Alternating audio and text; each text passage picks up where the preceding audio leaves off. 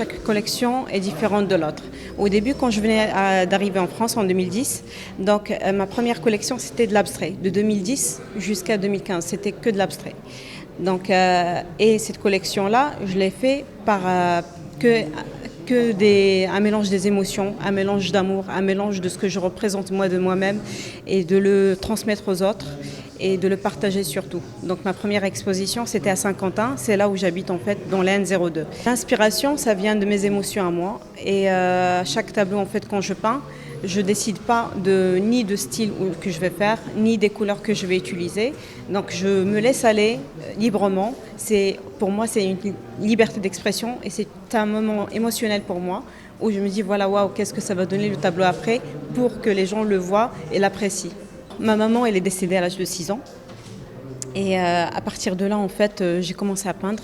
J'ai commencé à utiliser le pastel et l'aquarelle. Et à partir de là, c'est parti en fait tout seul par l'art abstrait qui m'a permis en fait de s'exprimer, d'exprimer mes émotions et le manque d'amour et surtout de le transmettre. Double culture pour moi, c'est très important parce que c'est comme ça que j'ai su en fait m'adapter, m'intégrer, mais je garde quand même ma culture à moi. Donc, et de la partager là-bas. Aussi, n'oubliez pas que quand j'expose, par exemple, j'ai exposé en France en plusieurs villes, j'ai transmis aussi ma culture à moi, avec mes couleurs, avec mes émotions.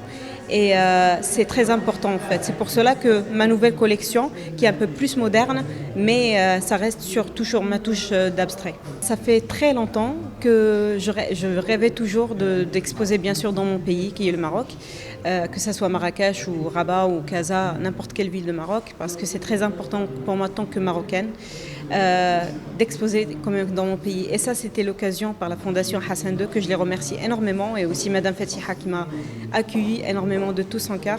Et c'est là en fait que j'ai pris tout de suite l'occasion d'exposer ici. Pour les femmes en général, continuez dans ce que vous aimez, continuez dans ce que vous sentez.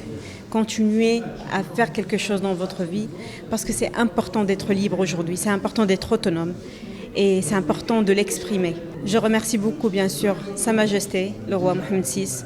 Je remercie beaucoup la Fondation Hassan II. Je remercie aussi beaucoup le ministère de la Culture qui permet bien sûr à l'art à continuer et à la culture à continuer parce que c'est très important. Je vous remercie beaucoup. Karima Dilina est une artiste qui nous présente ce soir l'exposition Aimée. C'est une artiste marocaine qui vit en France. C'est une artiste qui peint depuis l'âge de 6 ans suite au décès de sa mère. Et depuis, n'a pas arrêté de peindre et de créer parce que l'art pour elle est une thérapie, est une manière de se reconstruire et de partager l'amour et son manque d'amour. Et aussi, quand elle crée, c'est comme si elle crée de l'amour et quand elle le crée, elle a envie de le partager. C'est une artiste à découvrir aussi parce que ses toiles sont très riches de couleurs, donc c'est des couleurs qui envahissent quand on est devant la toile, qui envahissent par la diversité. D'ailleurs, c'est des couleurs qui sont inspirées de sa ville natale, Marrakech.